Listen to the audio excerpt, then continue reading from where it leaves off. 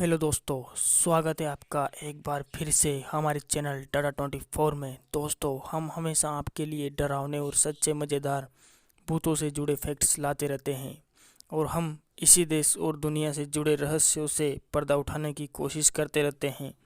और दोस्तों, आज की हमारी कहानी है सुनैना के शरीर में आत्मा का वास। दरअसल सुनैना बचपन से ही भूतों से जुड़ी कहानियाँ देखती थी। भूतों की कहानियाँ देखने और सुनने में सुनैना की बहुत ज़्यादा दिलचस्पी थी। इसके साथ ही वह भूतों से बहुत ज़्यादा डरती भी थी।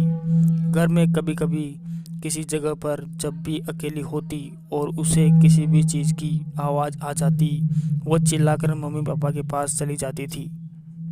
ऐसा चलता रहा।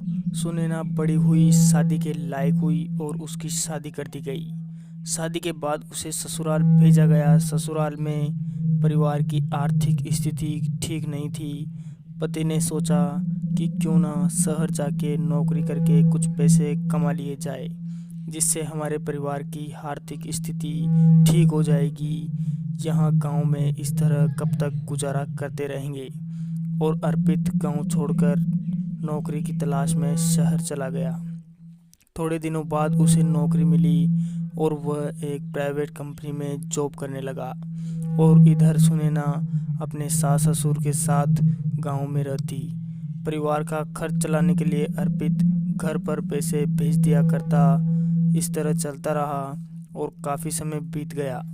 अब परिवार की आर्थिक स्थिति सामान्य हो चुकी थी। फिर सुनैना ने अर्पित से कहा कि मुझे भी तुम्हारे साथ शहर घूमना है। अर्पित ने जब इस बारे में अपने घर पर बात की तो उन्होंने कहा, चलो ठीक है अर्पित, सुनैना भी तुम्हारे साथ थोड़े दिन शहर घूम आएगी। फिर अर्पित अपने ऑफिस से छुट्टी लेकर गांव आ गया और सुनैना को भी अपने साथ शहर ले गया। वह दोनों एक किराए के कमरे में रहने लगे। उस मकान में 7-8 कमरे थे। अर्पित और सुनैना के जैसे और भी किराएदार रहते थे। वहाँ सुनैना सो रही थी, तभी मध्य रात्रि होते होते उसे किसी पुरुष के डरावने आवाज़ में चीखने की आवाज़ आती है। सुनैना चिल्लाकर उठती हैं। तभी अर्पित की भी नींद खुल जाती है। अर्पित सुनैना से पूछता है, क्या हुआ सुनैना, तुम कोई बुरा सपना देखा है क्या? तभी सुनैना कहती है, नहीं अर्पित, ऐसा कुछ नहीं था। मुझे किसी के चीखने चिल्लाने की आवाज़ आई थी, जैसे ही कोई रो रहा हो। तभी अर्पित कहता है, अरे सुनैना, तुम भी क्या हो? अरे तुम्हें कोई वहम हो गया होगा, अब सो जाओ यार, कुछ नहीं है यहाँ पर। और अगर होता तो कोई चिल्लाता, मुझे भी आवाज़ आती। अर्पित के इतना कहने पर सुनैना अर्पित की बात मान लेती हैं और वापस से सो जाती हैं। अगले दिन अर्पित को किसी काम से बाहर जाना पड़ा, इसलिए सुनैना अपने कमरे में अकेली सो रही थी। तभी उसे नींद नहीं आ रही थी। रात के 12-1 बज चुके थे, लेकिन सुनैना को डर के कारण नींद नहीं आ रही थी। वह पलक झपकाते हुए बस इधर उधर देख रही थी।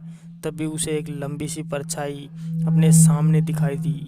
उस परछाई को अचानक अपने सामने देखकर सुनैना जोर से चिल्लाती हैं। तभी सुनैना की दोस्त दीक्षा दौड़कर सुनैना का दरवाज़ा खटखटाती हैं। सुनैना उठकर तुरंत दरवाज़ा खोलती हैं। जब तक दीक्षा सुनैना के रूम में आती हैं, तब तक वह परछाई गायब हो जाती हैं। फिर दीक्षा सुनैना से पूछती हैं, क्या हुआ सुनैना, तुम अचानक क्यों चिल्लाने लगी?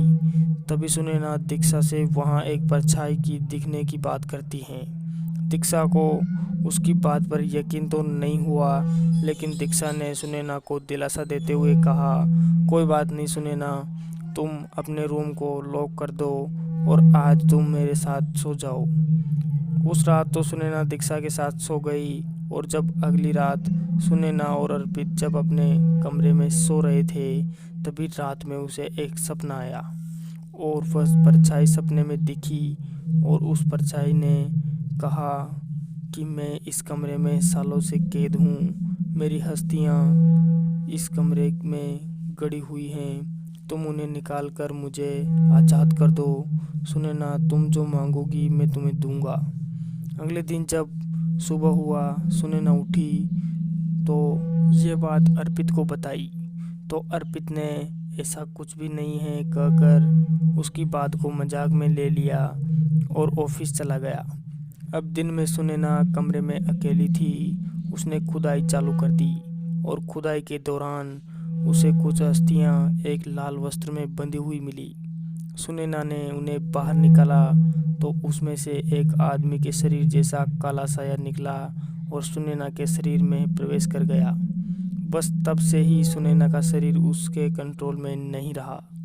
उसने सभी से बात करना बंद कर दिया और जिसकी तरफ देखने लग जाती फिर बस उसी की तरफ देखती और कभी बात करती तो बहुत अजीब अजीब बातें बोलती।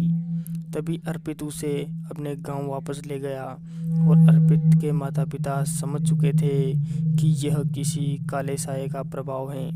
वह लोग उसे एक तांत्रिक झाड़ फूक वाला बाबा के पास लेकर गए और उसने बहुत सारी तंत्र विद्याओं द्वारा सुनैना को ठीक किया।